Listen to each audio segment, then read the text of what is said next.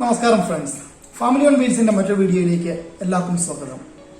Democratic republic of Congo എന്ന മധ്യ African രാജ്യത്തെക്കുറിച്ച് നിങ്ങൾ കേട്ടിട്ടുണ്ടോ?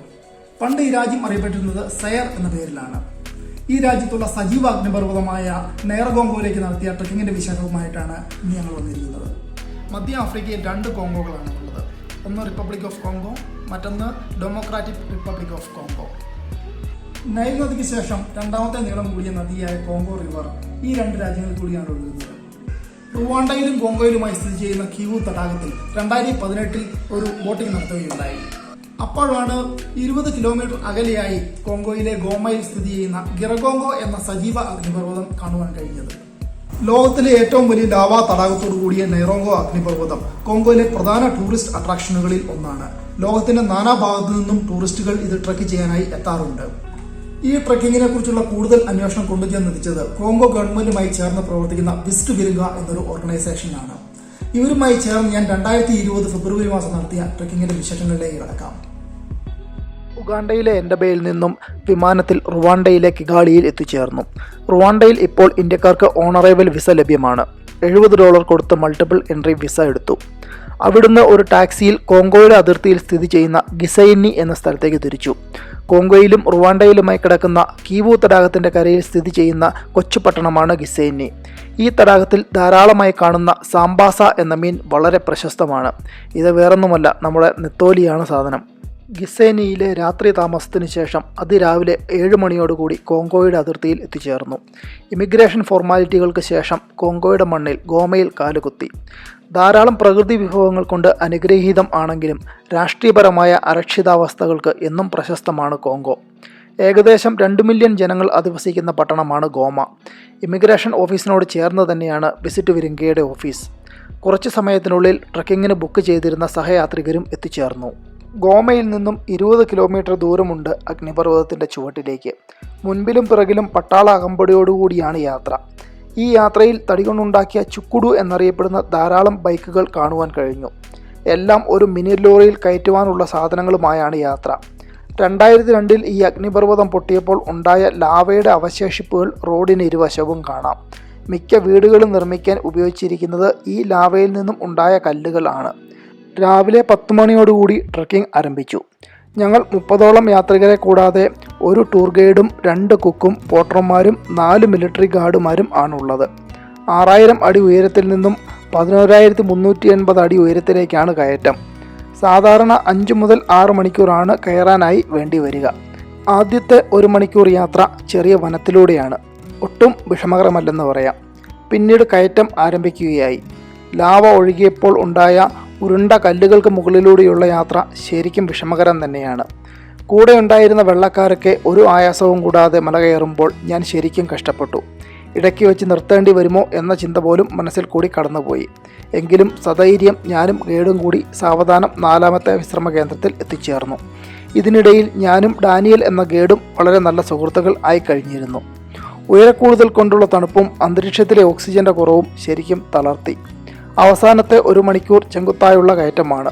വളരെ ശ്രദ്ധാപൂർവം പതുക്കെ ഞാനും അഗ്നിപർവ്വതത്തിന്റെ മുകളിൽ എത്തിച്ചേർന്നു.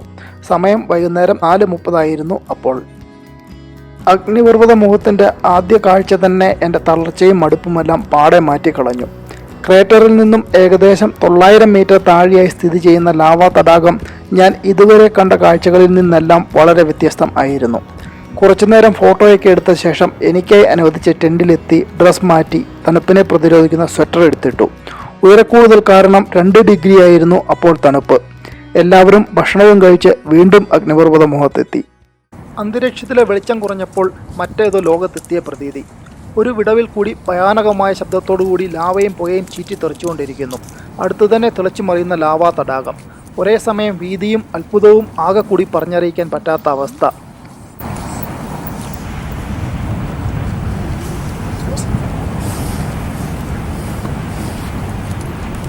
അടുത്ത കാലത്ത് 1977 2002 ഈ അഗ്നിപർവ്വതം പൊട്ടിത്തെറിച്ചത്. 2002 സ്ഫോടനത്തിൽ 245 പേർക്ക് ജീവഹാനിയും 1,20,000 പേർക്ക് വാസസ്ഥലം നഷ്ടമാവുകയും ചെയ്തു. ഇപ്പോൾ ഗോമ വോൾക്കാനിക് ഒബ്സർവേറ്ററിയിൽ 24 മണിക്കൂറും നിരീക്ഷണം നടക്കുന്നുണ്ട്. 2020 നിരീക്ഷണങ്ങൾ പ്രകാരം ലാവാ തടത്തിന് വലിപ്പം കൂടി വരികയാണ്. 2024 വീണ്ടും ഒരു അഗ്നിപർവ്വത സ്ഫോടനം ഉണ്ടാകാൻ സാധ്യതയുണ്ടത്രേ.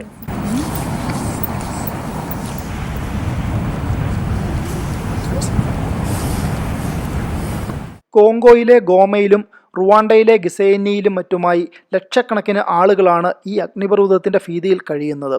ഇനിയൊരു അഗ്നിപർവ്വത സ്ഫോടനം ഉണ്ടാവാതെ ഇരിക്കട്ടെ എന്ന് നമുക്ക് പ്രാർത്ഥിക്കാം. നിറഗോങ്കോ വോൾക്കാനോ ട്രെക്കിംഗ് ചെയ്യാൻ ആർക്കെങ്കിലും താല്പര്യമുണ്ടെങ്കിൽ ഡിസ്ക്രിപ്ഷൻ ബോക്സ് ചെക്ക് ചെയ്യാവുന്നതാണ്.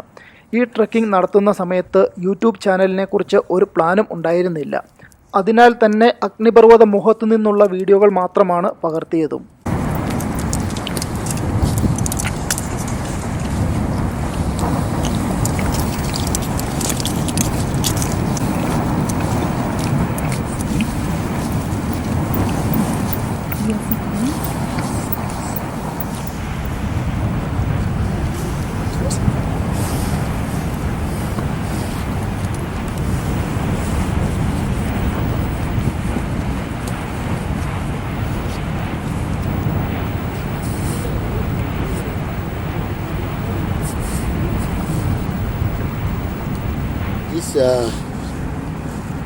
This is not sending the light this time, this way, sending on that side. And sometime I arrive here, there is a river from this one, go back there. Wow, that would be incredible. Sounds like we missed out. Almost for Is sitting this there. one staying the same size? Yes, yes.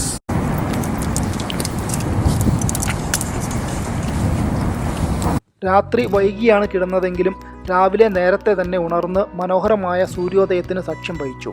ചെറിയൊരു പ്രഭാത ഭക്ഷണവും കഴിഞ്ഞ് മലയിറക്കം ആരംഭിച്ചു. കുത്തനെയുള്ള ഇറക്കം കയറ്റത്തേക്കാൾ വിഷമകരമായി തോന്നി. 11 മണിയോടുകൂടി ഞങ്ങൾ മലയുടെ അടിവാരത്തെത്തി. എല്ലാവരോടും യാത്ര പറഞ്ഞ ശേഷം ഞാനും ഗൈഡ് ഡാനിയലും ഗോമ അതിർത്തി കടന്ന് ഗിസെനിയിലെത്തി. അവിടെയുള്ള ടംടം എന്ന ബീച്ച് ബാറിൽ നിന്നും അതീവ രുചികരമായ തിലോപ്പിയും ചിപ്സും കഴിച്ചു. പുള്ളിയോട് യാത്രയും പറഞ്ഞ് മനോഹരമായ ഓർമ്മകളുമായി ഞാൻ കിഗാലി എയർപോർട്ടിലേക്ക് തിരിച്ചു. വീഡിയോയെക്കുറിച്ചുള്ള നിങ്ങളുടെ വിലപ്പെട്ട അഭിപ്രായങ്ങൾ രേഖപ്പെടുത്തുമല്ലോ.